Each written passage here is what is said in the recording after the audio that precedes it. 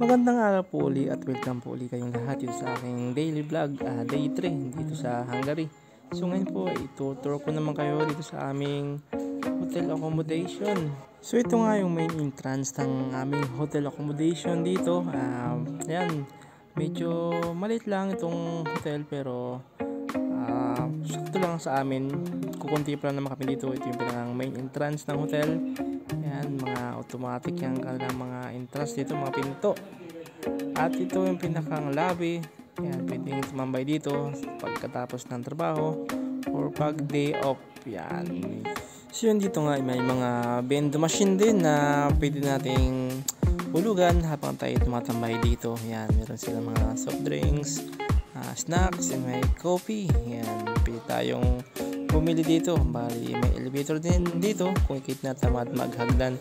So yun nga, karamihan nga sa amin ay nasa 4th floor. Yan, doon kami ngayon naka-pwesto at yung iba naman ay nasa 3rd floor. So yun. At bago nga makapasok sa pinakang tinutuloy namin na may isang gate at make sure na alam mo ang code nitong pinto na to dahil kung hindi ay hindi ka makakapasok. Ito nga yung pinakang hallway ng aming tinutuluyan at dito yung CR namin na may mga pambabae din kaso wala kaming kasamang babae dito sa 4th floor at ito naman yung mga for the boys. Yan.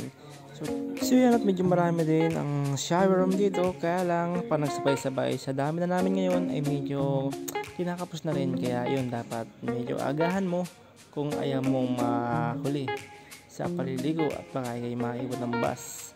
So yan, sa kabilang side ganito rin may shower room din.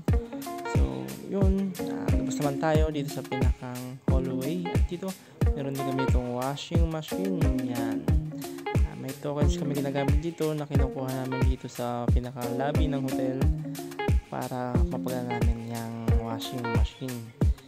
So yun, tayo naman ay pumunta dito sa pinakang kusina namin. Naputol yung video ko kaya yan, dito lang tayo didiretso sa aming pinakang kwarto. So yun, ito yung aming kwarto. Sakto lang yung laki. Yan, dito pagpasok yung drawer agad yung makikita. Bali, 4 na drawer yan pero 3 lang kami dito kaya may sobra pang isa. Yan, mayroon kami dito ng refrigerator, may sink din para pag tututbrush din kami pupuntang CR. At yan, ito yung aming kabuuan ng aming kwarto. Isa kaming bed. Yan. Kaya lang po ay wala kaming aircon dito dahil parang mas lamang yata ang taglamig dito sa bansang Hungary.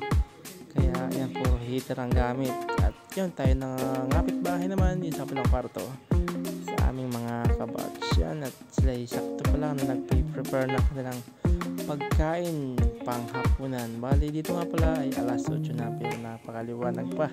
At ito nga pala yung kanilang ulam. Yan, sinigang na ako niya ito, green bell. So yun, hanggang dito na po yung ating vlog. At yan, maraming salamat sa ating panood ng ating tour dito sa hotel accommodation namin dito sa Hungary. So yun, maraming salamat po at mag-iingat po tayong lahat. God bless.